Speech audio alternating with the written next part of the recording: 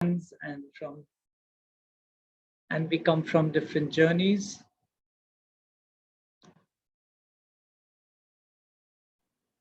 And this is where I was brought up. This is Nainital up in the lower Himalayas in the state of Uttarakhand. This is where one was educated. All of you are educated in different places. This is also to accentuate and put forth the point that no matter what backgrounds we come from where our roots are based, we can strive together in this philosophically consistent and internationally governed sort of profession of art conservation with its sets of ethics and practice and technology and implementation mechanisms, and also delivery platforms, different types of delivery platforms, whether they are government, non-government, private, autonomous, institutional, private as well as individual. When we are talking about art conservation, I think all of us, all of you who are aspiring to be art conservators or fresh into the field would probably know that when we are talking about art of a certain area, we must remember we are not only talking about art objects, we're talking about historic and artistic works and sacred works also, especially in our Eastern context. So it's over the subcontinent, the various types of objects that come across us that we deal with on a day-to-day basis, whether they are huge terracotta pots from 5,000 years ago to small toys made of terracotta or baked clay, or even unbaked clay, so to speak, also. And then, of course, you fire it, it becomes terracotta. You go on to stucco. This is about, about 2,000 years old. And this all the way from that Afghan northwest frontier provinces, as they call them, present Afghanistan and these areas. Stucco made of lime and gravel and sand. We move on to stone of various types, of various technologies, stones from sedimentary to basalt systems, porphyritic granites to your laterite in Goa. From stones and earth come minerals, which are then, with technology, they are worked upon and created into metals. And metals itself, various types of metals, from gold, silver, bronze, zinc, the works. And then the surface treatment of these metals. These are amalgam, gold amalgam, mercury amalgam, gilded bronzes from Nepal. And when, as conservators, it is not about going and treating a work of art. I think art conservation requires you, all of us, to also have a certain sensitivity towards art itself. You got to be able to work with your own hands. Many of you may be aware that Nilabh is a very accomplished sculptor himself.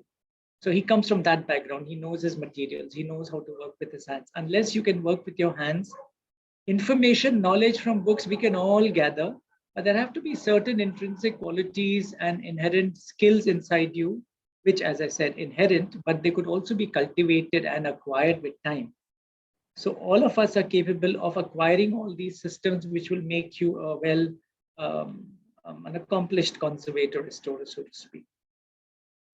So you must also know that means not only how to work with these materials, but the technology of these materials. How is it that these metals are created? How is it that these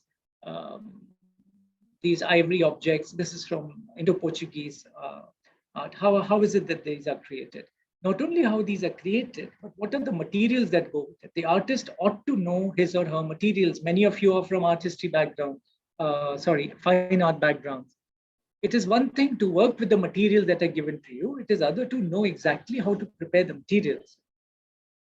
It's up to you whether you want to just eat the roti or heat the roti, or how to, first of all, cook it, right? It's entirely up to you how accomplished you are, all right?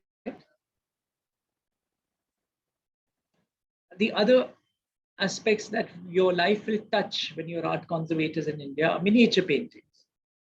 There are paintings on cloth. There are paintings on cloth pertaining to different communities, which have different connotations, which have different backgrounds, which have different treatments. These are tankas. They can be painted or they can be embroidered. One thing we must always be aware, when we are talking in India about art objects, it is not just about the physicality of the art object or the tangible aspects of the art object. it is also about the intrinsic values that these art objects contain. Unless you have that, unless that sensitivity is taught to us and cultivated in us, and unless we make an effort to acquire all the different intangible connotation of our art objects, our art conservation will be only physical and will be very, very limited to say in terms of its depth and in terms of our approach to it and in terms of our satisfaction and our own personal and spiritual growth. We must remember every profession that we do is not just for us to earn the money and go back. That is extremely important. But other than that, it is also about our own growth as an individual.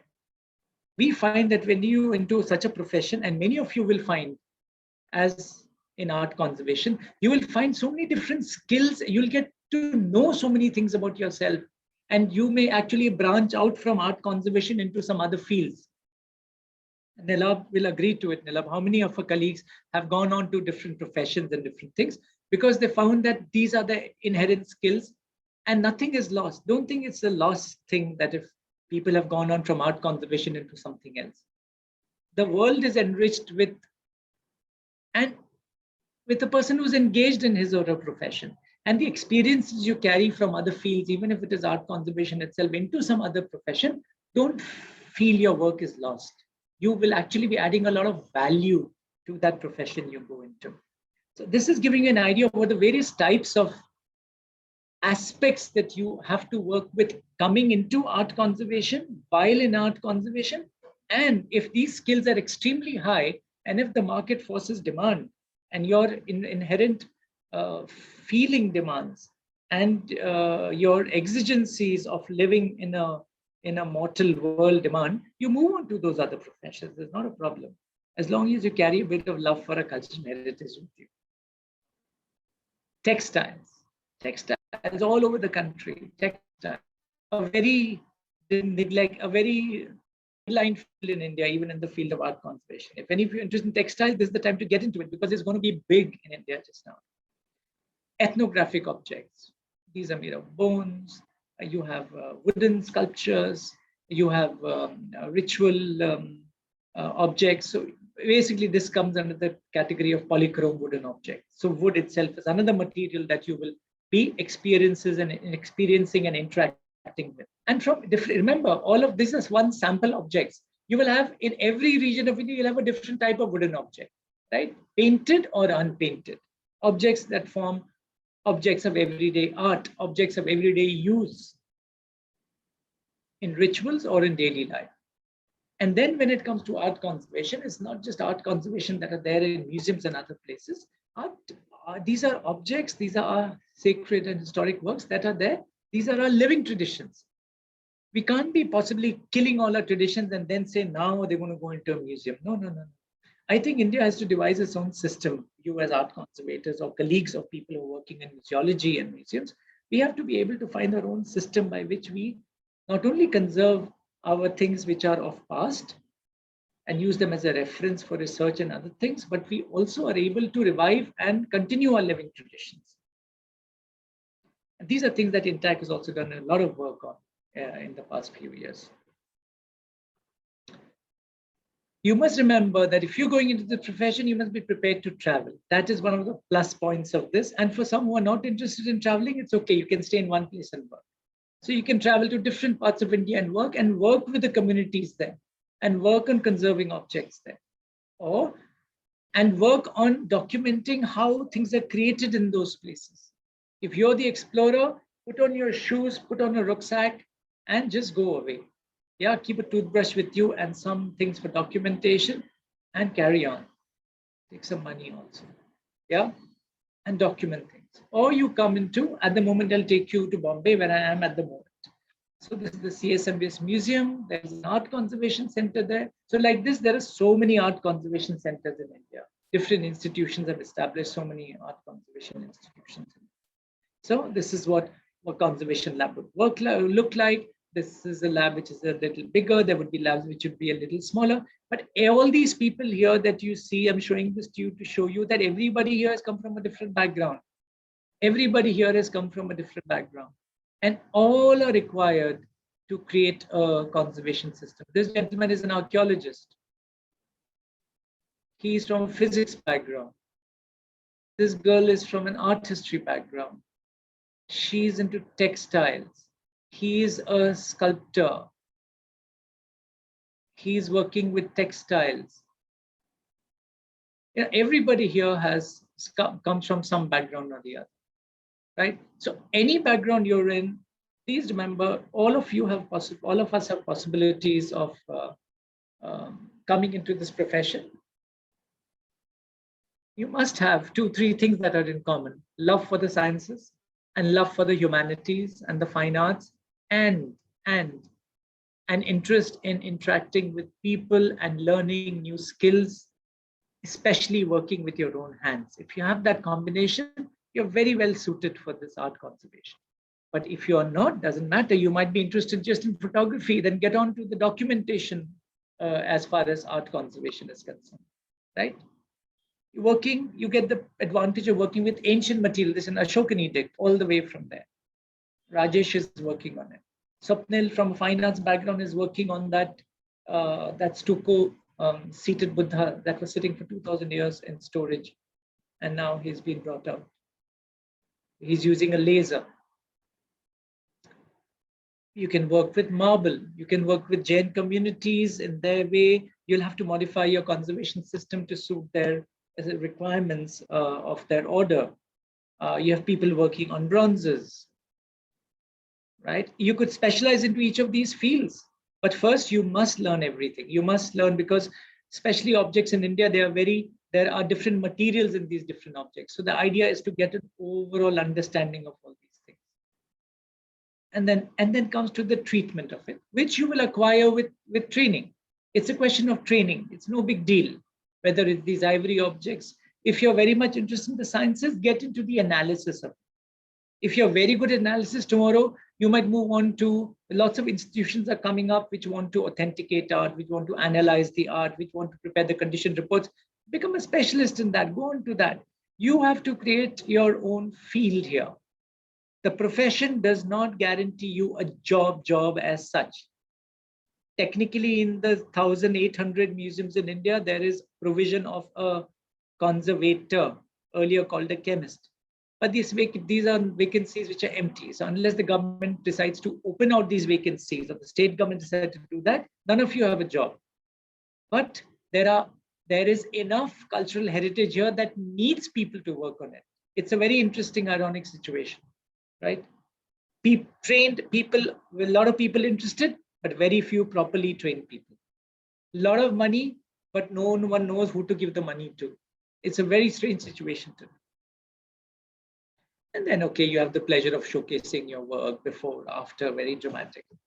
Documentation is another aspect that comes into play here. If you're into documentation, you like your drawing, you like to work with your computers, you're damn adept at creating reports and things, great. This is another profession for you.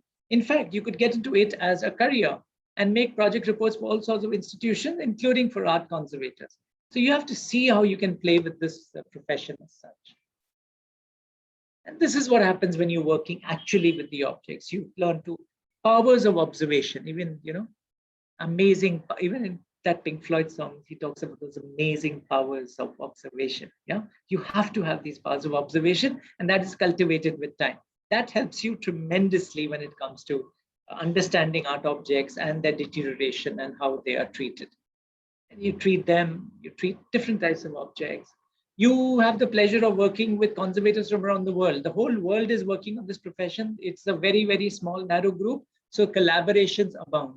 And nowadays, especially with India doing pretty well, actually in all sectors, I think this is India's time also. And a lot of conservators from abroad are requesting for jobs in India. And there are lots of fellowships available, and everybody can go everywhere, and the world can come to you. So this is a time also to build up communications and things like that. You work not only in conservation centers and these sites, but you also work in, there are lots of projects that are happening, infrastructure projects. When you have infrastructure projects, you must understand that a very small part of their budget, which are huge budgets, actually come into adding value to the infrastructure projects. So whether it is this Mumbai International Airport with 7,000 artworks which needs to be conserved, these are opportunities for conservators to work on. These are opportunities for people to create programs, right? So people work on different materials, from natural history specimens to ceramics to oil paintings. Oil paintings is one profession in which everybody wants to go because it's glamorous, there seems to be money in it, and everybody's going into it. And I must say, unfortunately, at the expense of other expertise that could have developed. Contemporary art, it's like springtime, and all the leaves are like banknotes, and the trees are growing nice, and the blossoms are forming. So there's a lot of people wanting to go into a contemporary art. But remember, there are so many other fields that you can get into. And I gave you a taste of that right at the beginning of the talk with the different types of materials that exist, right? Innovation, you have to be, and you have to train yourselves to be innovative.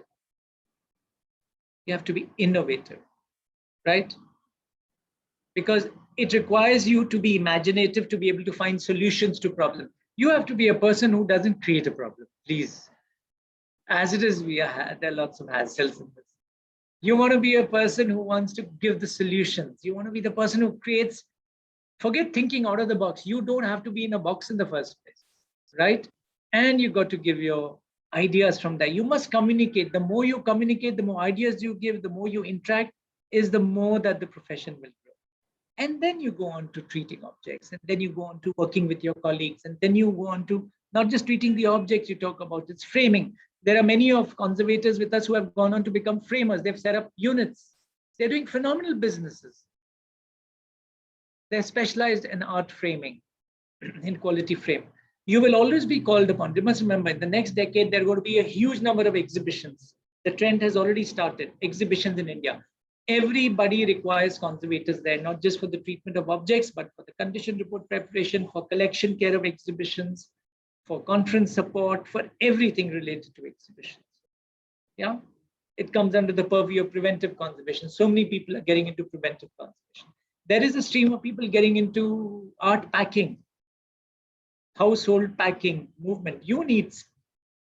Things are getting expensive, so are household goods. And with money increasing in terms of liquidity, people are investing in many more things at home, not just art objects, valuables at home, things which are close to them. And people are traveling around the country. People are traveling around the world. Art objects are traveling across shores and seashores, across seas. And this is where you need packing. If we have your addresses later on, we'll send you invitations for the Conserving the Collection exhibitions that are happening. There are exhibitions happening in all sorts of things. There are museums which are increasing. There's a great demand for outreach in museums. Conservators, while they're doing their work, a very important part of your duty as a person in the cultural sector is to disseminate the information. So working with people and children is very, very important. If you have that type, if you're into the training aspect, get into the training of conservation field. It's a huge, again, these are huge sectors that can be opened out. But really, nobody's going to give you a job straight away. Everybody is going to give us a job, which is going to give you a platform to build yourself up. Remember, when you work for an institution, you help the institution grow. The institution gives you a platform to grow. And if your personal growth is stunted, if you don't grow personally, your institution cannot grow either. And neither will you. It is everyone's duty if they want to get into a profession which is, as it is so small just now, unfortunately, you got to grow. You got to make sure that you become a name. You must make sure that you write. You must make sure that you publish. We've spent all our life working, publishing here. We've made a mistake, but maybe it's time to set that right. But at least you start right now. And I'm sure your seniors will support you. And then you disseminate. Then you work on with the various, remember, you just don't work as an art conservator in an art conservation center. You work in the open field. You work with communities. You work with museums. You work with the education departments. And you work with them. And you take art conservation across the states of India. And you take art conservation across the country. And you go virtual now. right? And for all of that, you need training. You can have training as workshops. You can have training as proper master's programs in art conservation. You have one in Delhi as a master's in art conservation. You have one coming up in Bombay now as a master's in art conservation at Xavier's College. You have your Delhi Institute of Heritage Management, which is running a master's program in museology and conservation. So there are a lot of these mixed programs. And then you have a number of workshops and all that are conducted by various institutions like INTACH, like the various NGOs that are in the country. You have that 6-month special program at the National Research Laboratory for Conservation of Cultural Property. Very good program because you have a Government of India certificate with it and they're experienced people teaching you there. So, I mean, there's a profusion of programs that you can get involved. You can get involved with programs. This is, in fact, I think that is in MoCA, Museum of Christian Art only. So we were having some programs there that we worked with some people. So there are, the whole world, everybody's moving around different institutions. So there are lots of possibilities. There is so much work and there is so much space for everybody. Unfortunately, we don't have enough people to fill up the spaces. And therefore, institutions work on their own, institutions collaborate. But institutions don't collaborate so much also for a reason, because there's already so much to do. They are overburdened with their things themselves. When there is a need to, like today, we had to talk together about this. This is a common field. So we've come together, we're talking about it. But on a daily basis, nobody interacts with anybody. And there's no need to either. But when you need to contact, there are discussions to be held. One thing very important as art conservators, if you want to get into that, is consultation. You must be open for consultation. We must remember there's everybody in specialized field who are better than each of us, right? My time is up, okay? And then you must remember you can also then network with other sectors. You can go on to working with various sectors, from urban development to natural history specimens to nature conservation and everything. So I came from Nainital and eventually did all a full circle. I've gone back to Nainital. I'm working with the water bodies, worked with urban landscapes and things like that. So chipping in to give your expertise in material technology in that. And then once that is done, once you feel that you've sort of fulfilled the little gaps that are in your heart, you come back, and I'm back into art conservation as a profession again. So it's a full circle, ladies and gentlemen. The next, I'll pass it on to Nilabh. And what you do with your profession is what quality you will lend to it. Thank you so much, ladies and gentlemen. Thank you. Thank you so much, Anupam. You took us on a lovely journey from Nainital and back to Nainital, but so many rich experiences through that journey that you've had. And before we, I think let Nilabh do his presentation, and then we can jump into the many questions I'm sure the participants will have for us. So over to you, Nilabh. I'll just unmute. Okay.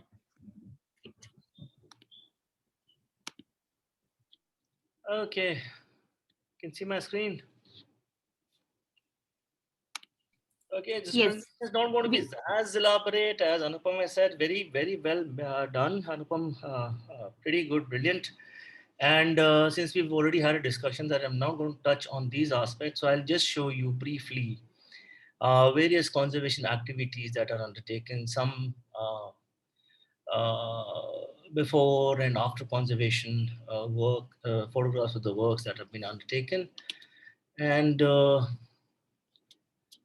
why is it stuck? Okay, so as you say, there are various kinds of things that can be undertaken. This is, say, for example, cleaning of paintings. You need to have in-depth knowledge of what a painting comprises of, and why do we need to clean it, and what are the various steps that are involved, whether we need to clean it, and all those and all this. So this is basically cleaning of layer of varnish. Varnish turns yellow over a period of time. So if you clean it, you reveal the original paint layers that are hidden inside. Or going on to various other conservation projects. This is a very huge, large oil painting that has been conserved. This is before and after conservation. Or top of manuscripts.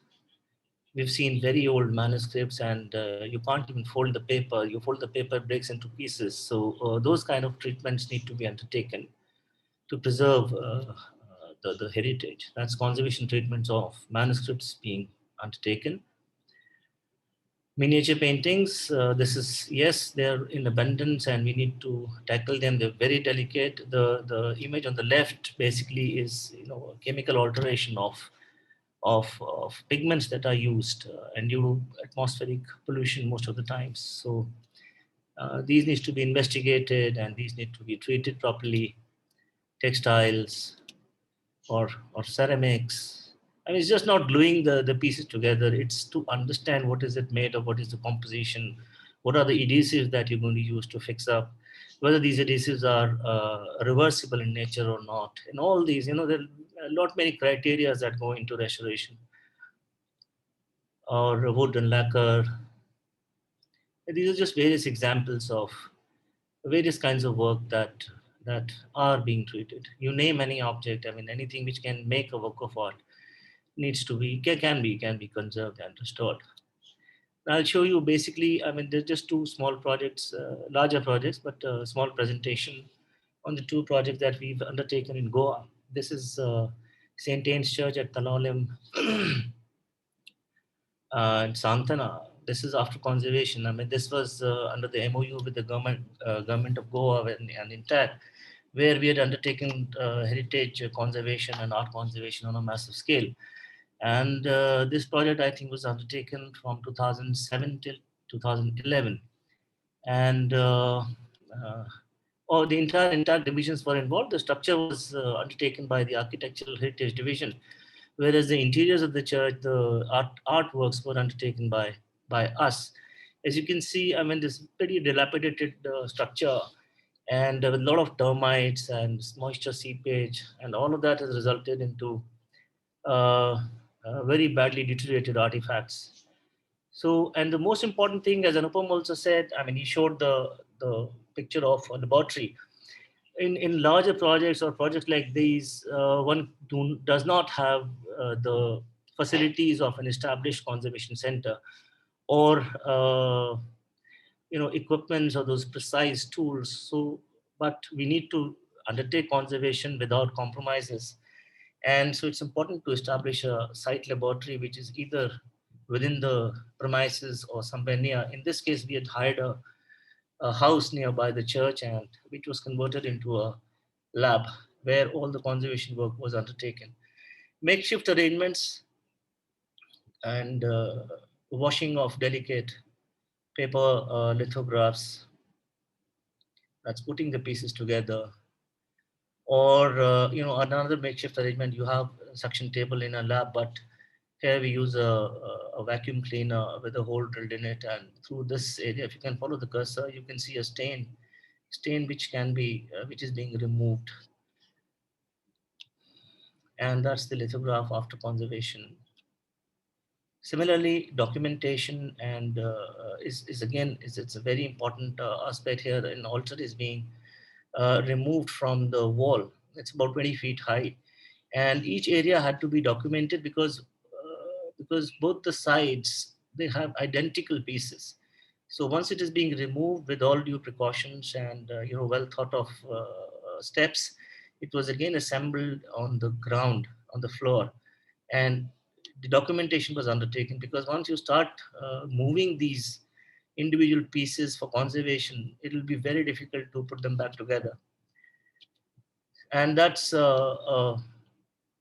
before and after, during conservation treatment, where cleaning has been undertaken. The area on the right, this has been cleaned, and this is an uncleaned area, and this is basically overpaints, layer of, I think 3 or 4 layers of paint were applied on the entire altar or the sculptures or the pieces there in the name of restoration. So all of that had to be undone, and there were beautiful colors underneath, which actually did not require such kind of intervention. But I think just to make it new and dazzling and beautiful, such kind of activities are undertaken. This is something that we need to learn, and we do not really need to do such a work. I mean, you just leave it like that. It is much more beautiful. And half of the time, all the restorers, I think 80% of the time, all the restorers in the entire world are spending just to undo the previous work. And that's the altar before and after conservation. Similarly, a wooden polychrome sculpture before and after, this is badly affected by termites. Again, why I'm showing this is basically that there is no compromise in quality of the work. There's no compromise in ethics of the work, even if you do not have the modern facilities or good equipments available in a site laboratory. Coming to this, to the Museum of Christian Art, a project which was undertaken very recently, 2018. One of our conservators, Merin, she headed this project, and she's no longer part of our INTACH team. And I borrowed the presentation from her, some slides from that. And this is a very interesting project in which conservation of small artifacts, liturgical objects, and everything was undertaken by establishing a lab there at the museum itself. And most of you will be aware these are the kind of objects that are present inside the museum. And as I said, the first important thing is to establish a temporary lab, because everything depends, all the conservation efforts, the good result depend on how much time you spend on creating this kind of an infrastructure, the lights, the tables, everything. It is very important, because that is what is going to give the shape to a good conservation effort. So that's the final look of a very small space which was given to us very close to the church. And eventually this was also used, and we had also established another lab within the church premises itself. Most of you would have seen this presentation. I think Merin had given this presentation earlier also. So that's the work being undertaken, and importantly, because here the storage of artifacts is next door, so it was very convenient and good that you could work during the day hours, and in the evening the objects could go back into the storage and safely kept. Examination, it is the most important aspect of conservation. You need to understand what the material is made of, what are the problems that are present in the object, and what are the damages that are being revealed. And this designs the conservation treatment, with how much do you want to remove, whether you want to remove any previous intervention or not, and if you remove, then how are you going to fix it up. All of that is based on examination, and you need to write everything also, whatever that you documented so far, not only before conservation but during conservation, and also post conservation, that these are the interventions that have been undertaken. So these are permanent records, because in case if the object comes for restoration again in future, say after 15-20 years, so there has to be a record of what was used back then, what were the materials that were introduced back then. So a bit on conservation treatments, insecticidal treatments. There are a lot of, some of them wooden objects had insects or termites, so these had to be treated. Local consolidation here, cleaning and flattening of textiles. This is chipping off of the paint layer, so that needs to be consolidated so that doesn't fall off further. Or restabilization of objects. Again, restabilization, textile pieces, conservation of textile and wood. And that's before and after. Pretty dramatic results, but there is a lot of thinking that goes on to such kind of treatments. An earlier project, which I think we did in 2015, or maybe somewhere around that, was a reorganization of the display of textiles in the museum. Here, some of the textiles were taken up, emergency conservation works were undertaken, and the display was improved a bit, so that the textiles could stay slightly, it could be displayed in a slightly better manner. For example, the figure in the left, you see the textile, put flat, straight against the wall, whereas it had to be supported slightly just by giving it a bit of an angle so that the weight is distributed properly, and eventually the degradation or the deterioration that may happen in 5 years is delayed by another 10 or 15 years. So minimum intervention and maximum output. Again, dissemination of knowledge. We used to have a lot of public events where people would come, understand what conservation is all about, what is it that we're doing, and simultaneously also taking in local people and provide them some training and internship so that they can, but they learn what conservation is all about. Our teams are not going to be there always. And so these people who have a little bit of training, a little bit of understanding on what is to be done, most importantly, what is not to be done. So these kind of ideas are given, and they work with the team, and then they carry on with a little bit of work, because in case of professional is not there, if there's a delay in calling a professional if there's any emergency. So there's such kind of things, and it is important to have a lot of emphasis given on training in conservation before one decides to, when one decides to choose this as an option or of career. Trainings like how to just dust a painting, how to remove dust from a painting, or to clean it with an eraser, or to use a scalpel. This fellow here is using a scalpel. The same scalpel is used for surgeries, where on the operation table where the skin is cut, but the same scalpel can also be used to remove debris from paint surfaces. It's the control of mind, the control of hand, that is important in conservation.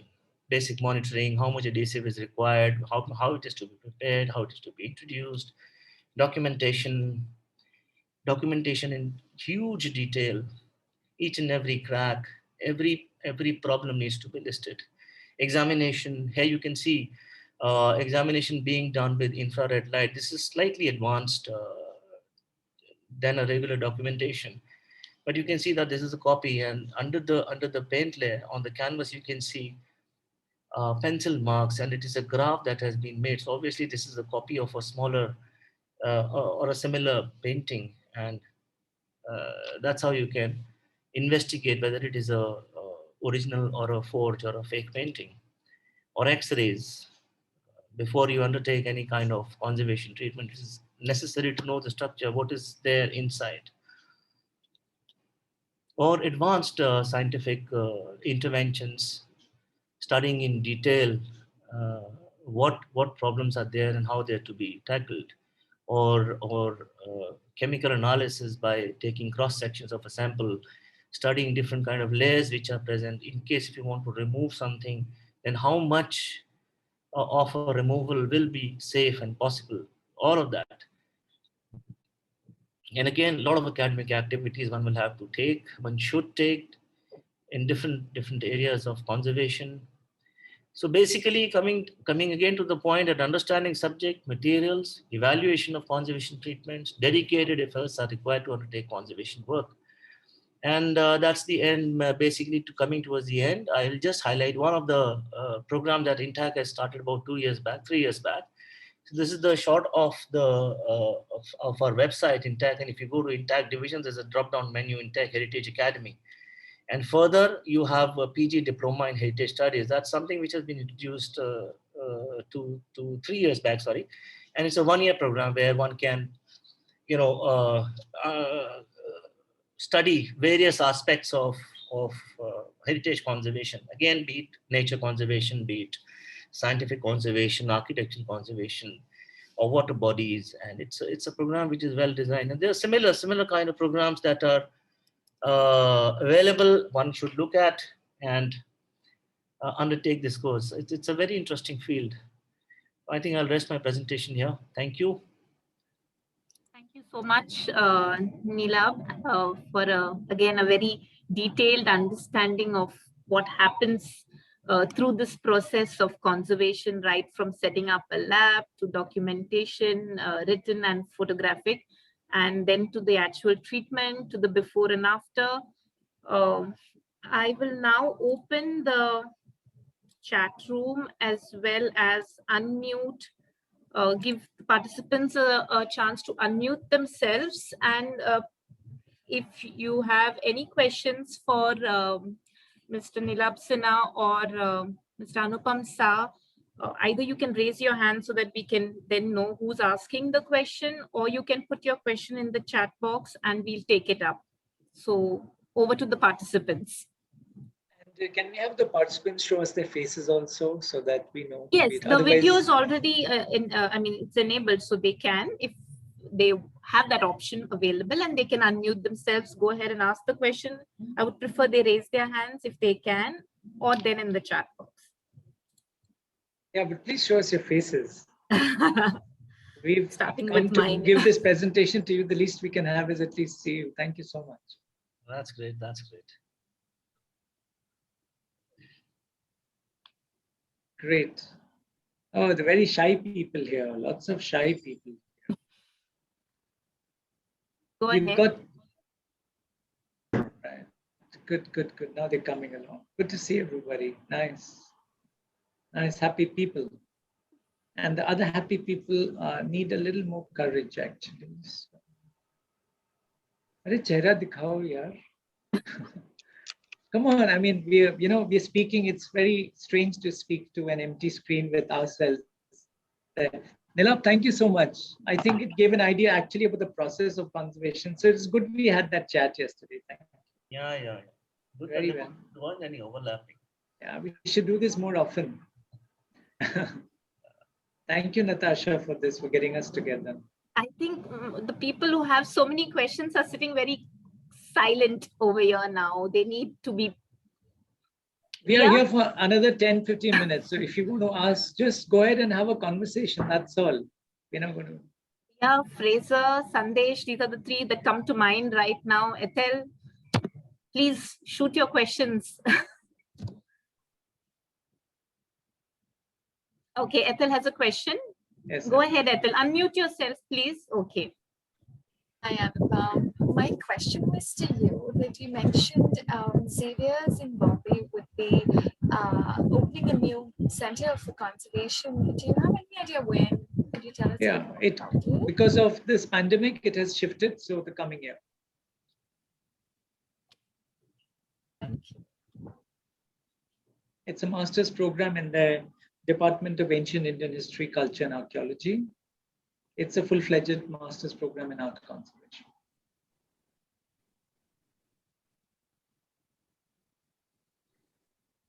And then, like Nilabh told about his program, Nilabh, that is run by the INTACH Heritage Academy, right? Yeah. Okay. Naveen heads it. All the details are there on our website. Naveen Peplani heads that. There is a diploma program at the CSMVS Museum also on, but again, it's on museology and conservation. It's both together. So it is more about preventive conservation and more museology. So it really doesn't train you to become a conservator. It just gives you the tools with which you can carry on in this profession. There are other programs across in different universities, Rajasthan University, Rabindra Bharati. I mean, there's so many universities across not almost every state, but in many of the states. If you just check them out, you will find in different states where you are based, maybe you will probably find a conservation and museology type of diploma program. What is the Delhi Institute of Heritage Management degree, Nilabh? Is it a full-fledged conservation or? It's archaeology, it's museology, all integrated together, and conservation is also part of it. So they do one semester in conservation, which is about, I think, 2 or 3 papers that they write on it. A lot of students coming from there. Huh? A lot of students coming from there. Their orientation is good. It's good orientation because they go out in the field, they do surveys and projects, and then write a lot of reports. And they're also open to learn and to discuss. I noticed they're very open to. There is a question from Adil Desai. If I may just add, the DHRM program includes heritage management and planning. So they also have tourism development, tourism management, visitor management. It's more to do with site management as well. So it's actually heritage planning and management course. So conservation is one aspect, but it's more to do with the entire, the whole aspect of heritage sites and heritage museum management. So it's a lot happening in 2 years. But as Nilabh said, it gives you a nice overview, and then you can decide on the areas that you want to pursue further. Thank you. Thanks so much, Padma. Yes. I have a question that Adil has asked, which I'll just put across. Adil Desai, who says, I have a lot of old books which need conservation. Is there any way one can do it on our own, or is there any place one can get it done at a reasonable cost? Anupam or Nilabh, any one of you can choose to answer that. Nilabh. See, a little bit of money you'll have to incur in any case. There are materials which are expensive. There's cost of manpower. There's a lot of little bit of cost is involved. If there are very, very valuable, very old manuscripts, then you could also approach the National Manuscripts Mission, which is the entity of the Government of India, and they can take it up. There are not many manuscript conservation centers, each in many different states. So that is one of the cheapest, I would say. But INTACH does have some specializations in this field in Lucknow as well as at Bhubaneswar. So there, the rates, because they have the capacity to do mass, manuscript preservation in one go. So the cost therefore reduces. But again, one will have to see what kind of work is required, how much time it will take, and then one can give a cost of conservation. Okay. I hope, Adil, that answers your question. There is another question here from Dr. Ram Adil. Kishore. Yeah, Adil, Sorry, Adil, there is, we'll send you a link to the National Mission for Manuscripts that Nilabh mentioned also has taken out a small booklet called the Minimum Standards for Conservation. So it lays out what is required. It also gives basic guidelines for preventive care. And maybe I could send you the link and have a look at it. And there are lots of things that you could do yourself. And when it comes to treatment, as he mentioned, you'll have to, there are lots of people doing conservation with this and institutions. So you can contact them. Thanks, Anupam. There's a question from Dr. Ram Kishore, who asks, what is the new invention in documentation of conservation of art objects? Any latest invention, if there is, in documentation of conservation? Well, documentation, Nilabh, should I say? Yeah. So documentation, you have the most primary documentation is pencil and paper. So first, if you have good skills in that, that is the primary thing. After that, the rest is tools. So you have different types of tools, whether you have, if you're good at AutoCAD, you have learned some rasterization techniques. You can do your graphic documentation like that. Photography, there are, innovations in photography. Then you have multispectral imaging. So you have imaging in UV light, which they use in banks, for example, to see your notes, whether they are genuine. So you have modified that for art conservation. Nilabh showed you shots of X-rays. He showed you infrared imaging. So there are, multispectral imaging. It's called multispectral because, you have so many types of imaging techniques. Then you have lasers. So you do a lot of documentation with lasers, especially those who are working with wall paintings or with architectural heritage sites. You have, LIDAR is coming up in a big way now. And so you have lots of things. And then you have programs. You have open source material like Arches, for example, which the Getty Conservation Institute has launched. You can check out Arches. It's an open source. So each of you, every one of you, including me and Nilabh and Padma and all of us, so this, we can just go and get that document, work with some software people and develop our own documentation system for our labs. And it's open source, and Getty has assured that it will remain like that. So that's something to explore. It's been on for 10 years. India has not really got onto it as yet, but it is a great possibility. Thank you for the question. Thanks, Anupam. There is a question from Fraser, who's an MPharm student, but extremely passionate about art conservation. I second that. What would be the different conservation career options? I think, Anupam, you have given us an idea of that. And his next question is, does it offer a good pay? How to go about applying for a job on completion of the course?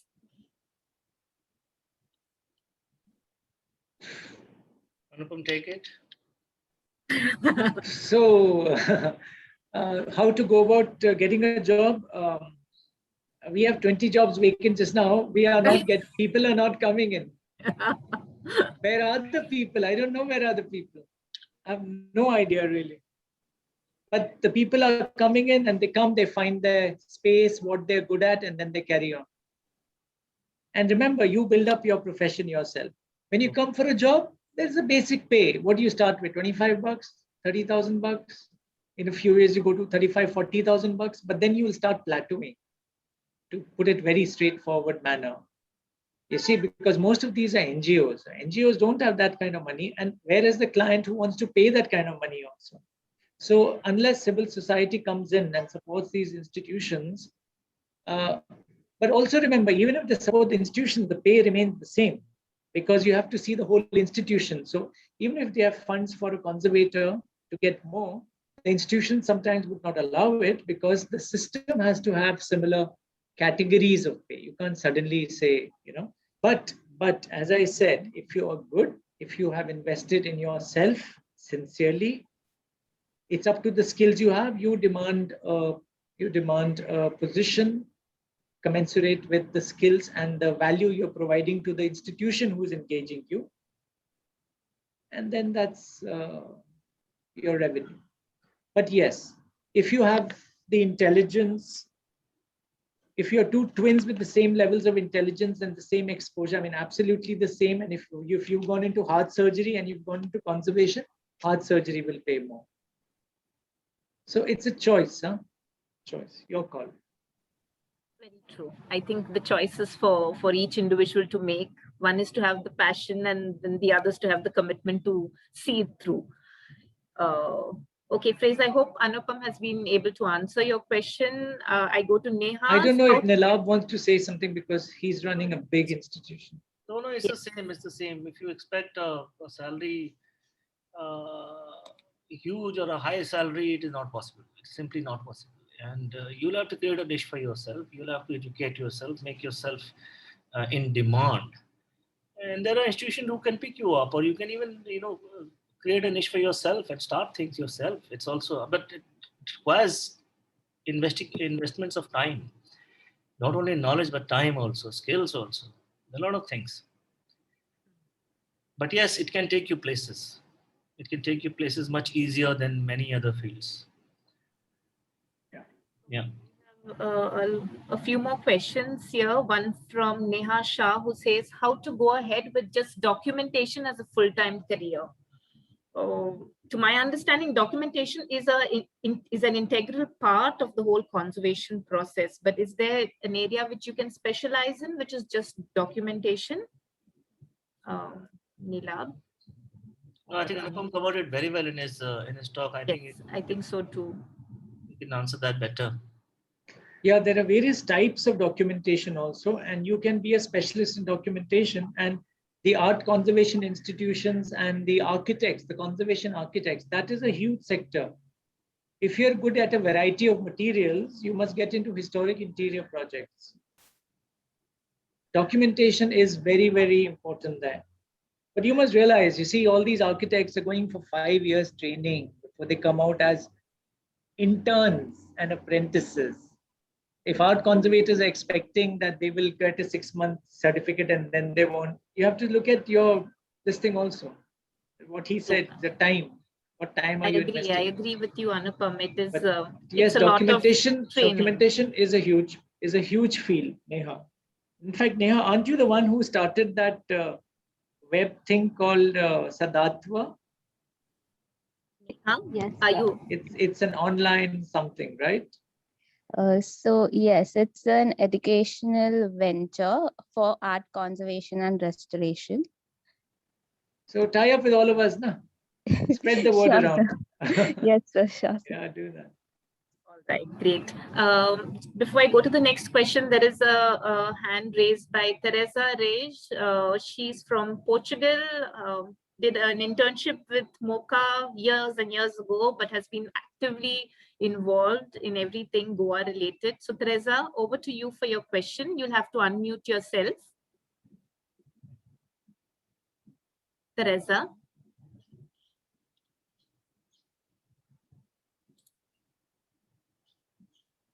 Okay, till Teresa gets back, I don't know if she's gone offline for a minute. I am. Oh, sorry. okay, yeah, yeah. Okay. Hello, how are you? Thank you, Natasha. First of all, I'd like to congratulate Natasha and MoCA for all these initiatives and how they enable us to communicate globally, and also to greet the speakers. I really loved your communications. I'm a conservator restorer from Portugal, and I've been involved in the project in Goa. Once more, almost 20 years ago in MoCA, while I was doing my training, and recently with ASI, with the collection of the viceroys in Old Goa. Well, but my question would be this. Anupam, you were saying how in India there's such a diversity of materials and objects from so different backgrounds, from so many different religions, and they are go through the material aspect, all that intangibility and all the values. And how do you think, both the speakers, how do you think it is important to engage with the different experts regarding the interpretation of those different objects when you're trying to develop a conservation methodology? I'm speaking with regarding the Portuguese and Goan art, which is the type of objects that could I deal the most. How you think it would be important to have programs or engage with the experts from Portugal, from Goa, to better interpret those objects when you're developing conservation methodologies? I think, thank you for the very relevant statement, Teresa, and the question. I think it is extremely, extremely important that any conservator worth their salt will first try to make a sincere effort to understand not just the material and technology, but even to understand the material and technology of an object, you've got to understand the various aspects that have gone into creation of the object, which means we're talking about history. We're talking about history, and we are also talking about art history, right? We're also looking at the practices at that time. We're looking at a very, very deep background information base from which to arrive at the possible ways in which a certain object was treated, was created in the first place. If there is also historical conservation that has happened on the object with time, and the socio-cultural streams that ran in a certain society at a certain time would determine the type of restoration that happened, would determine the type of intervention that happened on an object. So while we may think it's just an overpainting, it is possible that's very much a part of very, very genuine and authentic historical intervention. So, and it is important that if you're talking about, for example, we just had this big exhibition on Indo-Portuguese art, because there were these hundreds of objects in the CSMVS museums, museum collections, which were Indo-Portuguese in nature, and they were just hidden away for the last 100 years, and they've just come out.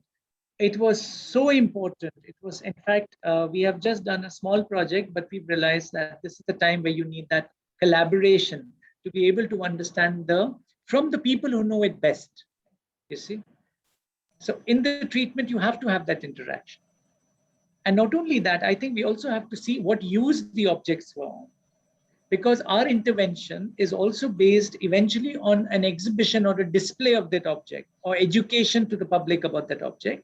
Where else do you write the catalog cards if you don't interact with the experts? Right from the tangible aspects of its material, but also all its intangible aspects. The way something has to be approached, the way something has to be viewed. Would it amount to disrespect for the object? What is it that the local community thought about that object? We might display it as a very as a beautifully embellished fabric, but the fact was that was never meant to be displayed like that. It was extremely sacred, and it was something very personal for the person who donated it, because it belonged to an ancestor who passed away. So we are actually completely changing the context of it. Yes. So I think even if the conservator, it may not be possible for that one individual to have that wherewithal of background information. So it becomes extremely important, we in all humility accept that we need to interact with the different experts. The more closer these experts are to the origin of the object, the more practical and wise it is. Thank you so much. I think it's important also in terms of documentation, historical documentation of sometimes many objects that are written in Portuguese, and it's not easy to access.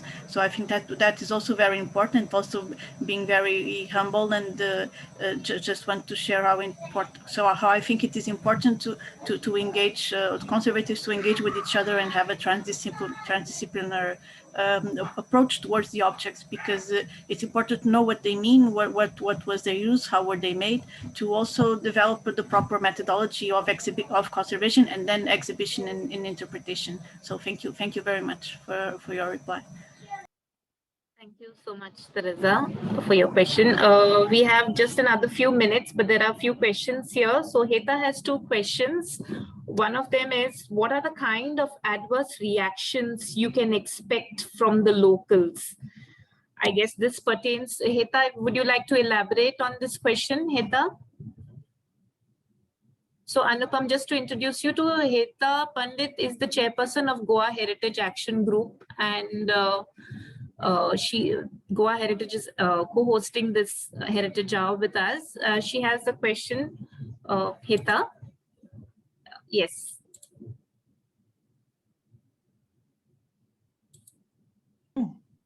Can you now, you can speak now, yes. Yeah. Okay. Nilabh, this question was for in reference to Santana, your experience there, because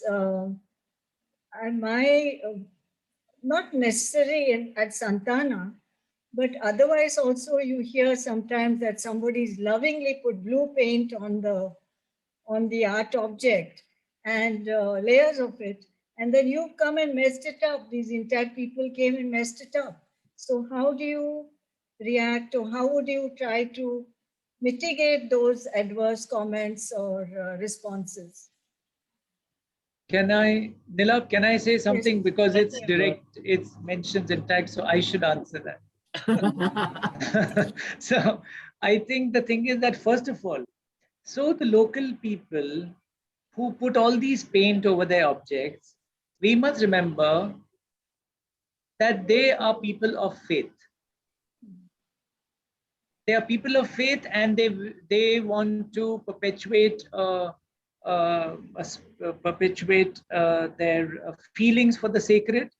They respect their deities, and they want to give the best that they have. So they will put tiles on the temples, and they will paint the colors because they have become bad and fallen apart. So they'll take whatever was available as a material at the moment. So, and people were very happy with this renovation. So it was okay.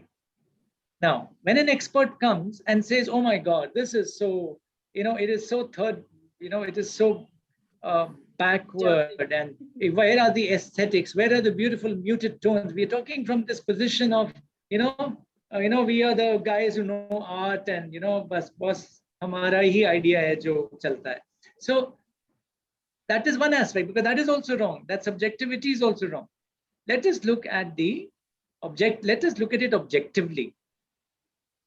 If there is Mother Mary with a blue mantle and tumne usko green kar diya, then there's something wrong now. In that situation, it warrants that we remove it. It warrants that we remove it. But also remember, so it is, and when a conservator, suppose you mentioned INTACH, so suppose as an example, but not only them, all of us who have worked in sites, when we treat something and suddenly it changes, let's talk about the Cappella Sistina, the Sistine Chapel of Michelangelo. When those beautiful, beautiful paintings by Michelangelo Buonarroti were conserved after 8 years of conservation by Fabrizio Mancinelli, beautiful colors came out. History books were written about the browns and the chiaroscuro that Michelangelo used, the dark browns and the tones, how lovely, and they talked about Gaga, about this. The fact was that gentlemen never used those blacks and browns. Michelangelo Buonarroti used beautiful colors. So when those dark varnishes were removed, the colors came out. When the overpaints were removed, these fresh colors came out. So naturally, there's a negative reaction. There was a negative reaction there also. Oh my God, they've destroyed us. They were looking so beautiful and antique at that time, and now they're looking so dirty. They're looking so fresh, and they have taken out the patina. They have taken out this, but that's not true. After some time, things mellow down. We must remember that when a conservator, if you have hired a proper conservator or a conservation institution, you must remember, like a doctor, they will weigh all its pros and cons, because a conservator, as Nilabh will agree, the first rule of a conservator is to intervene as little as possible. So they would not intervene unless it is absolutely necessary for the integrity of the object, the art historical integrity of the object, as well as for the health of the object. But once you change something, there is a natural reaction. You try it in your own house, try to change something in your house. Mother will say, you do it in your house, don't do it in my house. Yeah. So it's very, very natural that this happens. Sometimes, so I think the locals are absolutely right. And the conservators are absolutely right. The communication is missing at a certain stage, because maybe some third party comes in to also talk about it. Let everybody come together, have a conversation, and you'll realize human beings are basically reasonable people. They will understand that everything is okay. So I think I like what Hitaji said, and I thank her for that, because one thing that we did not talk about in this was conversations. There have to be conversations when an object is treated to explain why it is being treated. And then both parties must have a conversation before we launch comments on each other. Because conservators also sometimes say, oh, ignorant interventions of the past. There's no such thing. Had they not put that sellotape on that manuscript, that piece would not have been there today. Thank God somebody put that. So both of us, all of us are right. Thank you, Anupam. Thank you. Hita, your other question was, does INTACH have programs for amateurs, homemakers, stakeholders, individuals, for individual objects in people's homes? I think yes, but I'll let Nilabh answer that. Either the website which I showed, I mean, it's open for all. It's not for professional people. It's for anyone from all walks of life who want to know about what heritage is, the sensitivity of it, and whether you want to conserve it. What is it that you can do? All of that is there. So that's a formal course in which you get a certificate or a diploma at the end of 1 year. Otherwise, there are talks. If you specifically talk of conservation centers, then the internships or training program that we give is for people who have a little bit of background and they understand, because we don't have to invest into teaching them ABC. So a little bit of background, a scientific knowledge has to be there, and we take it forward and polish it. So these are two kind of things. So, but there are general programs which are there. They're there on the website. So one can look at and participate. But apart from that 1 year diploma course in heritage conservation, apart from that, there is no specific program for general people. And to come back to what Anupam was saying, I mean, particularly in case of Santana and a lot many other projects, not only here. I mean, Santana people are still, in Goa, people are pretty educated and they're pretty, understanding. They have good exposure also. So it wasn't that difficult to deal with people. Yes, there were some apprehensions, because there were people who had spent their own money in painting, overpainting of those things. But once on ground, if you show them that this is what you've done, which is good, which is very good, but this is what is better for the health of the object, and you did this, but you didn't take care of this. Had you taken care of this, it wouldn't have been this stage. So these kind of things, if we show them live there, it develops tremendous confidence. I'll give you an example of a temple that we were restoring in Mandi, near Manali. And this is a dedicated temple to Lord Shiva. And, people as offerings had painted the walls. and they had done marble flooring on the original limestone. So as a result of that, particularly from the ground, the water could not evaporate and it started traveling inside the structure. And there were a lot of seepage that was happening. There was a lot of flaking off of plaster and dislocation of stone, and everything was happening. And one of the major tasks was to remove the flooring, the marble flooring. And it was thick. It was thick about 4 to 5 inches. That had to be removed. Original water channels which were planned, because it's a Shiv temple, so there were a lot of offerings, particularly on Monday, Doodh Dena, Pani Dena, all that happens. So the water was all going into the foundations of the temple. So we had to, go with the district collector first, explain it to him, then the temple caretaker, and then slowly, other community people. And then eventually we were given permission to, okay, you take out 1 square foot or 2 square foot of the stone and then show us. And we showed them that there are existing water channels which you have covered. Eventually, I mean, there wasn't much money also available for that project to finish, but eventually it became so popular and so good that the entire community started to donate to complete the conservation work of that temple. It was a huge success. So it's like that. It has to be, the conservators have to be very open-minded and to interact with people, make them understand that it's something, not something wrong that we're doing. I mean, there may be some instances where conservators have done wrong, and that's why there are apprehensions as well. But I think it's always good to start with the public and people first, and then attempt your but you're right, Nilabh. Apprehensions are very important, and it is very important that the people who are the custodians of sacred art, especially, and that is the community, they must be apprehensive, because that is the way the checks and balances will come in place. It is very important, and it is positive. It contrary to "Arey hame kya farak padta hai, jaisa bhi ho." You don't want that. You want people to be concerned. What are they doing to my thing? Of course, you would be. Nilabh, I think you should take this question from Ria. Natasha, could you articulate that question? From Ria. I think that's an important question. Yes, I think it is. Ria says, hi, I'm an architect. We have something called the Council of Architecture, which lays out the principles of professional practice in India. Do we have something similar for conservators? Thank you, Ria, for your question. No, there is no specific body of conservators as such in India. We started working on formulation of such a body, but somehow it is still with the government. And it still reflects in the website of the Ministry of Culture that there is a body which looks at it, but there is no formal listing. So every Tom, Dick and Harry has become a conservator these days. I'm sorry to put it in those words, but people with 3 months of training or a diploma or 6 months of a diploma have started calling themselves conservators and spoiling the artworks, in fact. So unfortunately, there's nothing of such sort. But yeah, I think INTACH and some other organization, we started thinking of getting into some rules and regulations and kind of consortium that could be made so that people get into this. One of the good platforms was the Indian Association for Studies in Conservation of Cultural Property, IASC is the short form, where all the professionals of conservation meet.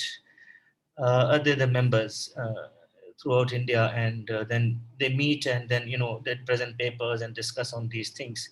But unfortunately, due to pandemic and other things, certain things are lagging behind. But I think another 2-3 years time, we will be coming up with some sort of this kind of a structure. If that satisfies you. The answer is. Thank you.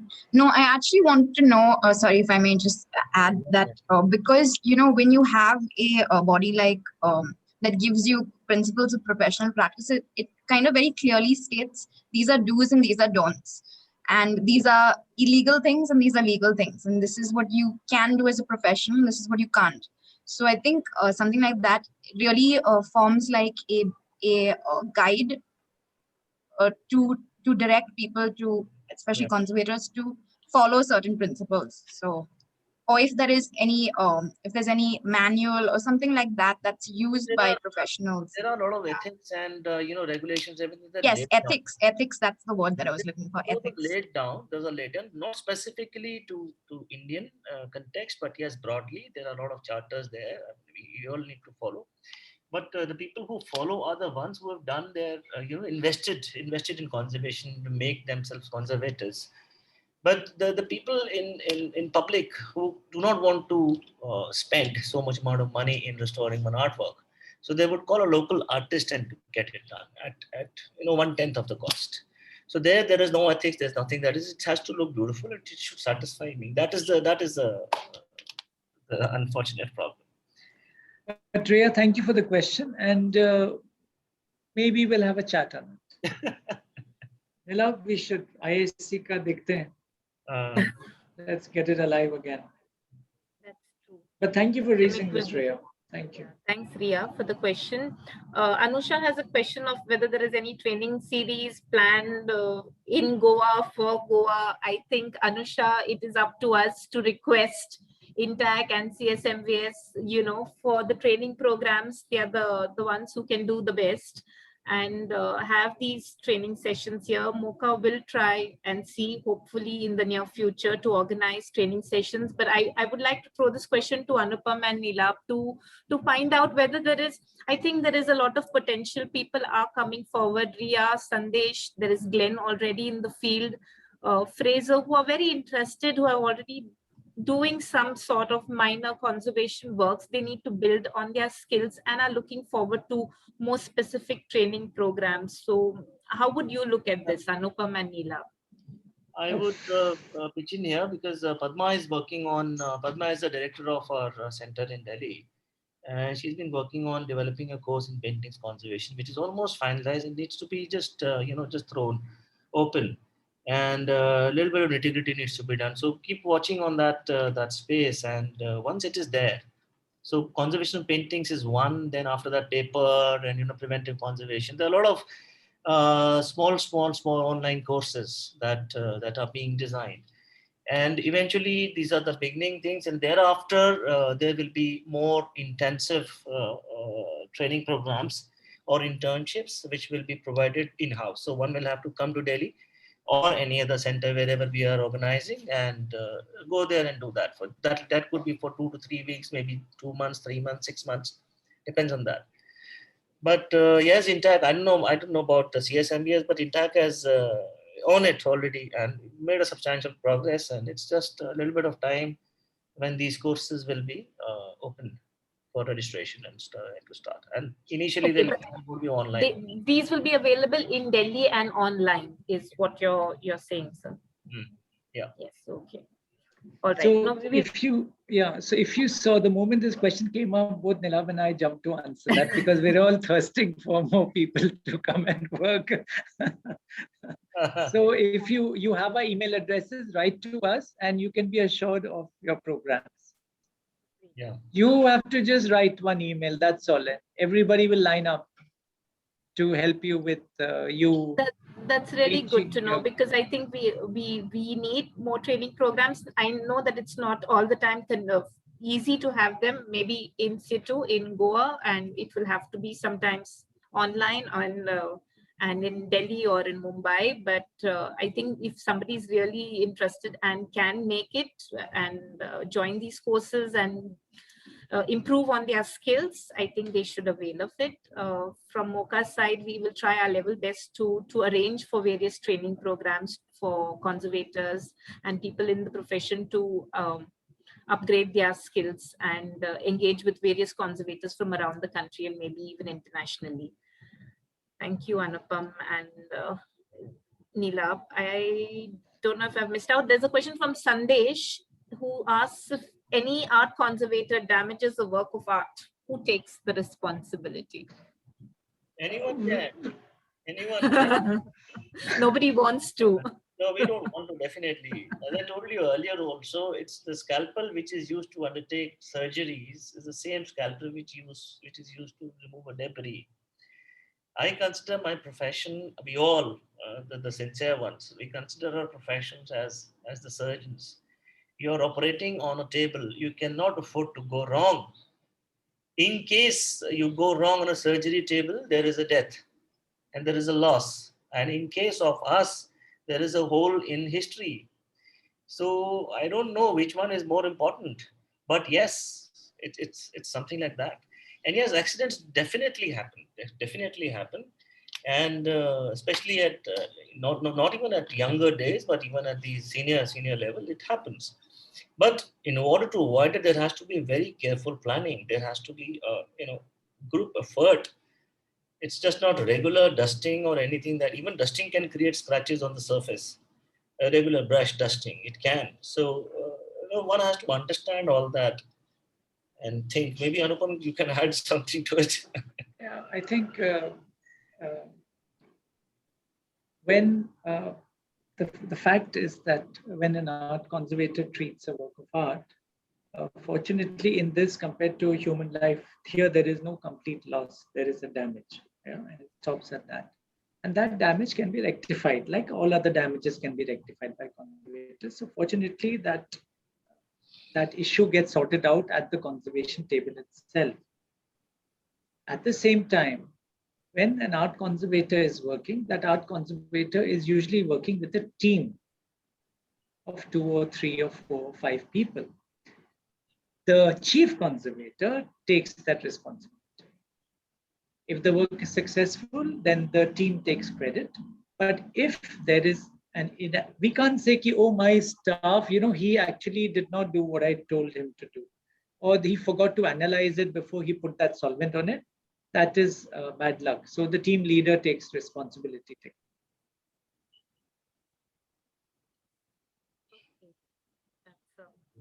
Answer for Sandesh.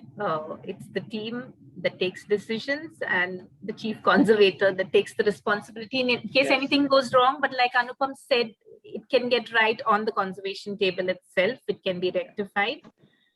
But more important is that it is up to us, because nobody's knowing what we are doing. It is up to us to document that something went wrong, because it serves as a reference for future treatment of the same type of hundreds of polychrome wood sculptures you have there in Goa.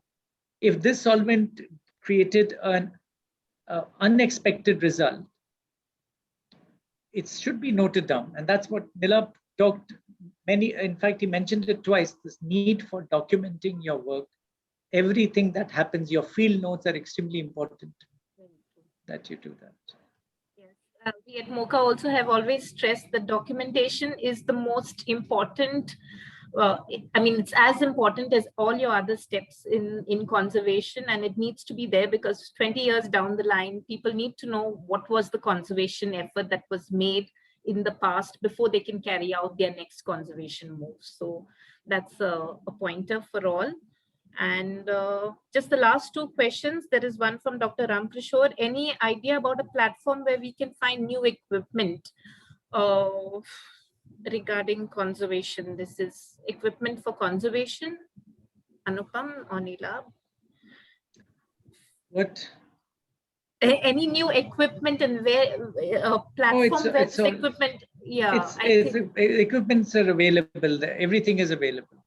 The markets are all open now. So everything which was there abroad is here. Everything which is here is in other countries. So it's really not a problem. So there is no specific platform where this can be purchased from. There are agencies which are vendors, but I don't think either Nilabh and I can be talking about vendors. No, that's true. Not on this. Correct. But yes, materials are available everywhere, including online. You just type conservation materials, you will get vendors everywhere. True. And not only conservation material, conservation requires you to work with medical tools, with engineering tools, with all sorts of things. So you have to go to those particular vendors for that. And Fraser mentioned that a pharmacy student pharmacy student, right, Fraser? Yes, yeah, Fraser's an MPharm student. Yeah, so there are lots of art cons. In fact, a lot of recently someone from pharmacy background joined us. So because you already have a background, so you're very well suited and you have love for the art, then you are the person to send us your email address.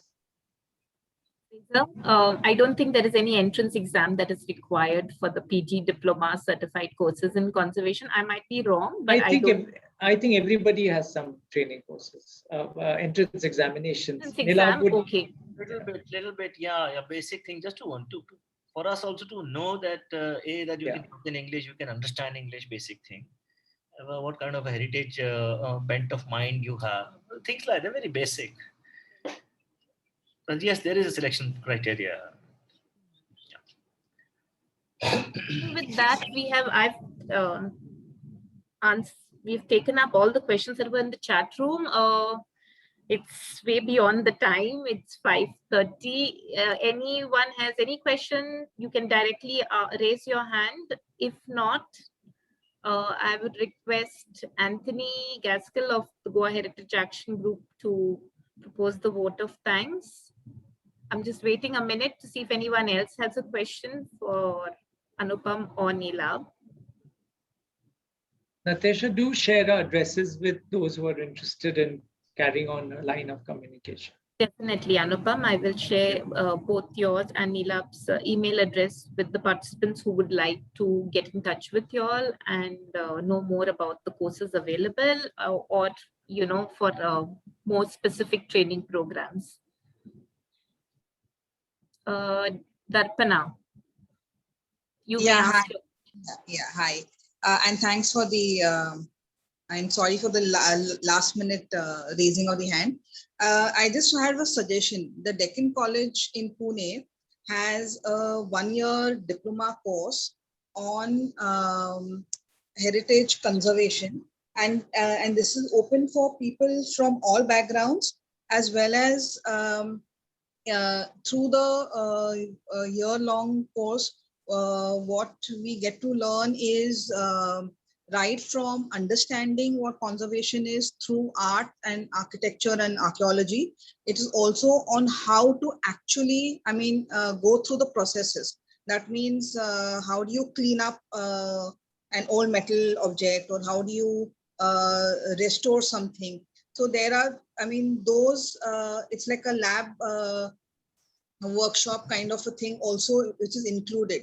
So if something like that can be, encouraged and added maybe here in Goa itself, and or something that can be started where all of us who are not really directly into the art conservation zone, but are definitely interested to be part of it. So we could also learn something like this. Thanks. And thank you, Anupam and Nilabh. Great talk. Thank you so much. Yeah, I think this also brings forth a point before we close. There has to be the standardization of what we are teaching everybody. Everybody is having courses, but I think we all need to get together and seriously talk a little bit about what is that minimum standard we are giving to our people before they go out into the field. And we can't be casual about it, saying that because these are people not directly into conservation, but something that we can give them casually something. Or those who are teaching conservation specifically must also be serious about what is it that we are providing in terms of actual practical experience also, and not just theory. Otherwise there'll be a glut in the market of, like quacks. It's a serious issue, I think, in India, with no regulatory controls or even mutual. It's serious stuff. I think heritage is very much at risk in India today, for the simple reason that there is a tremendous amount of resources available for conservation and not enough properly trained people. We need to address this, because this is going to spin out into a huge amount of loss of our cultural patrimony, so to speak. Thank you so much, Darpana, for your question, Anupam and Nilabh for answering all our questions. Anthony, if you're here still. Yeah, I'm here. Okay, Natasha. So hello, everybody. Good afternoon. I'm Anthony Gaskell. I'm the treasurer of Goa Heritage Action Group here in Goa. So, when we started this Heritage Hour, like more than an hour and a half ago now, I was really not quite sure what to expect. But it's really been a fascinating journey through involving lots of new areas of awareness for me, certainly, and I'm sure for all of us who tuned in today. And just quickly, it's given rise to a couple of thoughts of potential opportunities for all of us here in Goa. I mean, one is on the training aspect, and perhaps, you know, we could really focus a bit more on some specific training in art conservation here in Goa.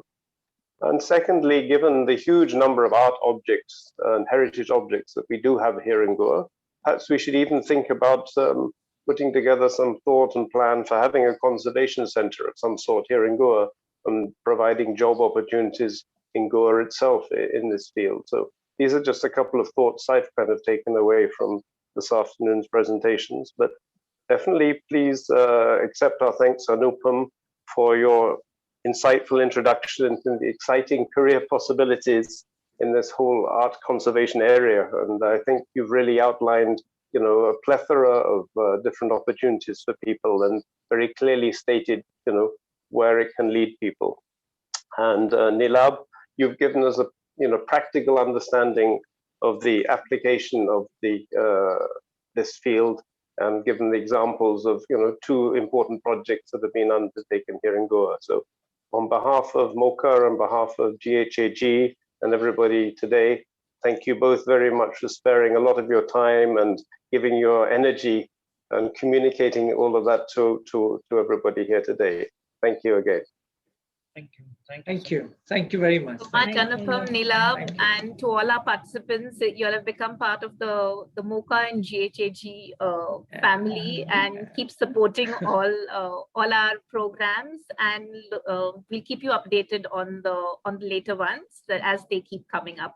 Thanks once again. Thank you. And a round of applause to Anupam and Nilabh. You all have really been wonderful today. Thank you very much. Thank you for joining. Thanks. Thank you. Thank you so much. Thank you, everyone.